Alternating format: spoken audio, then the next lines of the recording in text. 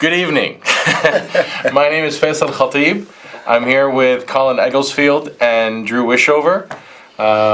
We are with Better Informed Housing. This is a live TV show, so please feel free at the bottom of your screen, you'll see it.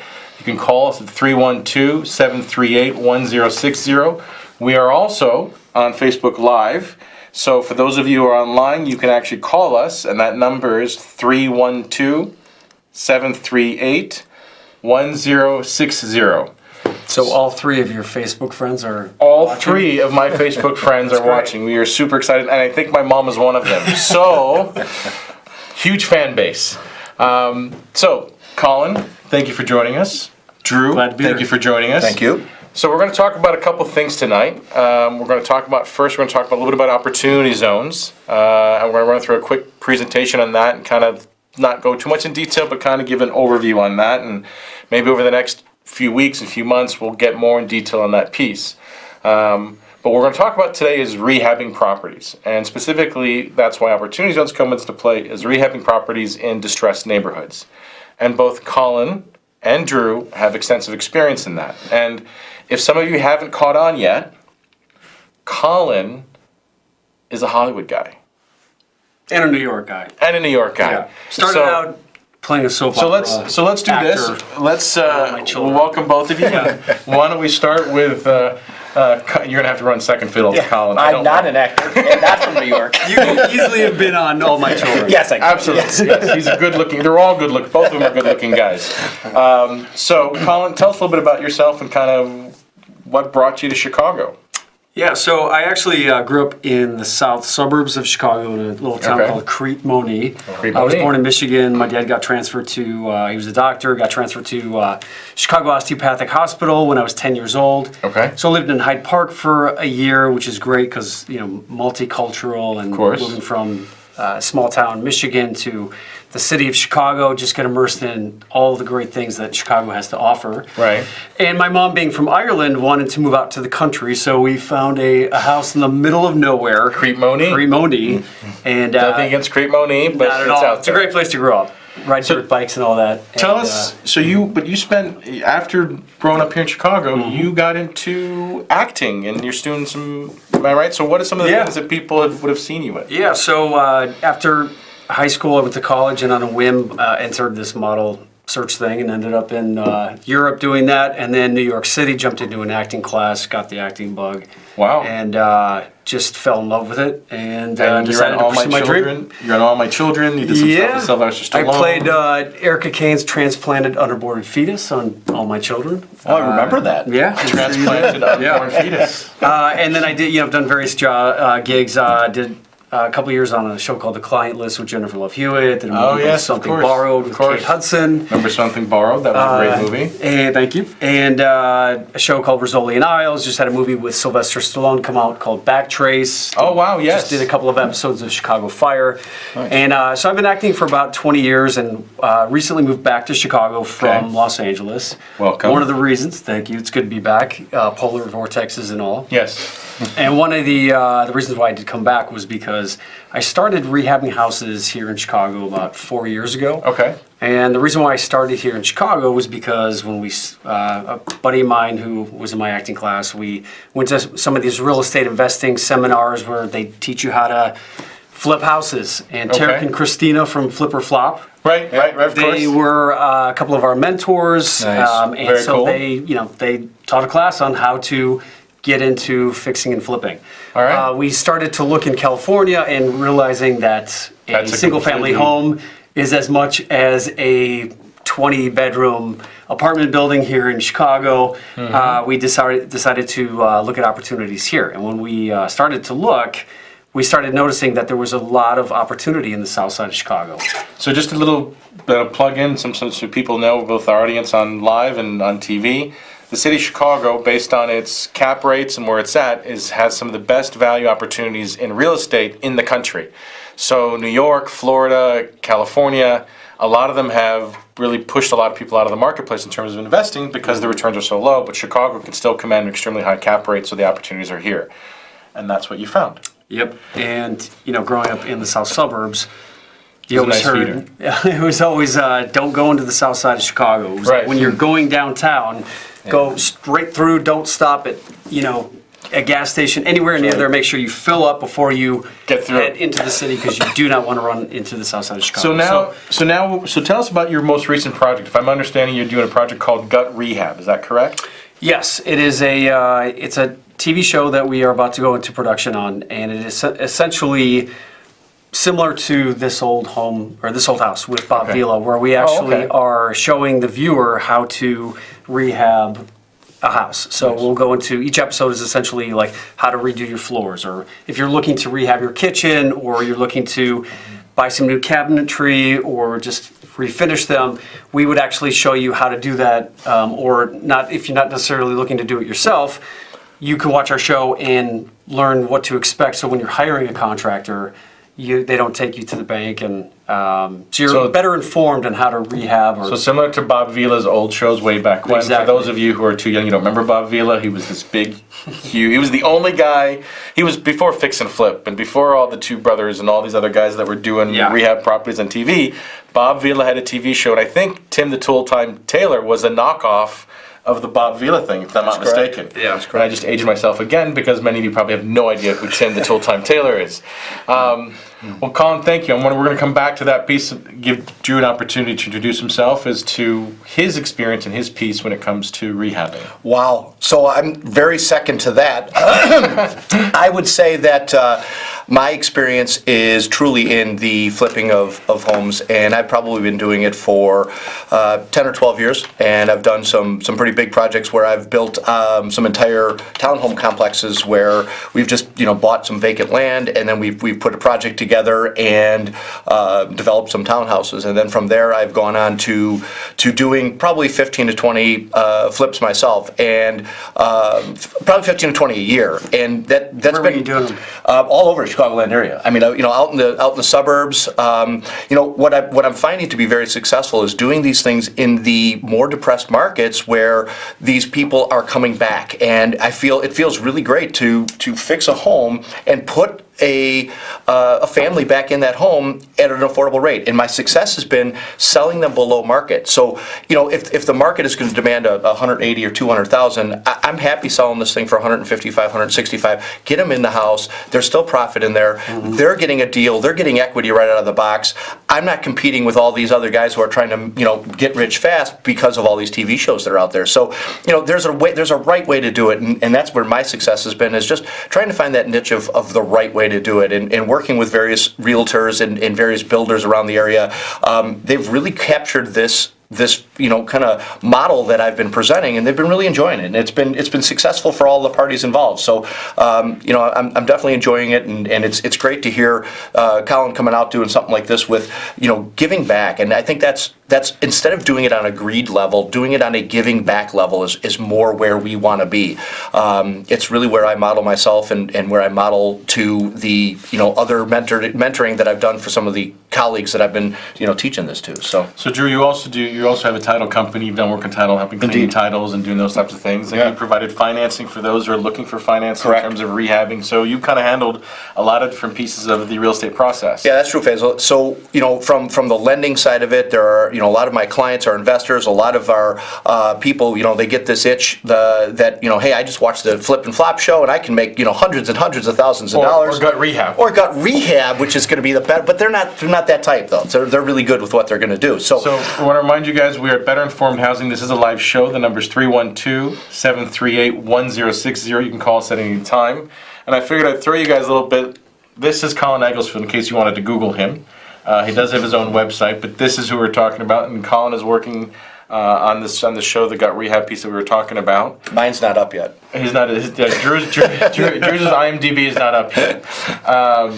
So I wanted to kind of flow quickly into, and I know we're short on time, but we're going to talk quickly about what we wanted to start out with, which was the opportunity zones piece. And so I'm going to throw up on stage right now, or on stage on the sheet here. So talking about opportunity zones, essentially the idea of opportunity zones is regarding capital gains, and we're going to talk a little about the current state and the opportunity zones. The idea for opportunity zones to address vacant, boarded up buildings, lack of economic investment, lack of jobs, financially depressed areas. And then the idea of the opportunity zone, to get an idea, capital gain, for example, is where you take $1 million of capital gain, profit that you got from selling something, a property, a share. I know the people on TV can't see this, or on Facebook can't see our screenshots here, but $1 million of capital gain, for example, will get about a 15 to 20% tax profit, which means $150,000 to $200,000 tax bill that has to be paid to the IRS. With an opportunity zone, that tax bill goes to zero. So all your gross income and all of your capital gains that you would acquire with the property, as long as it's in the opportunity funds and invested in the zone, would result in a zero tax liability. So essentially what it is, it's the opportunity zone itself is low income areas, high unemployment, and it's identified by the governor and approved by the IRS, or the Department of the Treasury. So anything that you invest in an opportunity zone is a target, right? So you want to invest in a barber shop in the opportunity zone, that counts. Whether you want to put $1 million in a barber shop is another story, but this can be as small as $10,000 or $100,000 or $50,000. Doesn't have to be a certain amount, but whatever it is, you're saving on the tax liability. So the opportunity zone, you have a 5-year, 7-year, and a 10-year. So if you have to keep it in that fund that you've invested in the zone for a minimum of 10 years to get a zero tax liability. And then at the end of the 10 years, you can take out your money and you can be profitable. If it's between 5 and 7, there's partial tax payments you still owe, and it reduces a small percentage, or reduces the amount of your tax bill incrementally. So that was essentially, that's opportunity zones. So back to us. So the idea of the opportunity zone, it gives an opportunity to redevelop those areas. Now, here is a cautionary piece, okay? The opportunity zones came out of the IRS tax change, the new Trump tax cuts that were passed in December of 2017. The issue that's concerned for the black community is the fact that this could be nothing more than an asset or land grab by non-community stakeholders. So people coming in and buying properties and holding them and buying them from African Americans in the black communities, resulting in losing opportunities and wealth by the black community. So something to be very conscious about, that even though it's a huge opportunity to be able to invest and make money in the opportunity zones, when it comes to the community stakeholders and people living in those communities, it's also could result in losing the community to people who are outside of the community, which means massive gentrification or increased gentrification. So as wonderful as this is for real estate investors, the community itself has to be conscious of what this impact could be on them. So that being said, are you guys looking at opportunity zones? Have you done any investment? Are you kind of looking in that direction? What's your piece on that? Go ahead, Colin. Yeah, so I've actually I've had a few houses in actually some of these opportunity zones, and from what I'm seeing, there is a lot of opportunity to. I mean, I work in Hollywood, so you think I may have like millions and millions of dollars, but there's a very few small percentage of Hollywood actors that have the millions of dollars. So what I do as a real estate investor is I partner with people who have money, who have these capital gains tax events, Okay. and what I've been doing is just doing a lot of research before actually, just to figure out what are these opportunity zones, how the funds work, and what I'm finding is that there's the funds that are being set up are generally by some fund managers who really want to see these communities being revitalized. So when I was speaking to this fund manager, specifically at PNC Bank, he was asking me what my experience was. He was happy to know that I've been active in these communities and that I'm not just going in there to do this land grab. Cold. So it seems like there's a concerted effort that whoever is actually taking advantage of these opportunity zone funds are actually giving back to the community, that they're not just going in there to, like you said, to gentrify these neighborhoods. Gotcha. But that we actually are involving the community and trying to make it a better place to live. So would you say that there's a lot of money that's out there to do the investment in the opportunity funds, but they're having difficulty finding the avenues or pathways to invest in? Yeah, it seemed like this lender was very eager for me to bring to him some deals. So I've actually looked at some opportunities. I've had some properties identified where I've had my architect go in and put up a budget. The problem is that we're running up to right now is that the cost to rehab some of these properties, in the long term, they're justified. Right.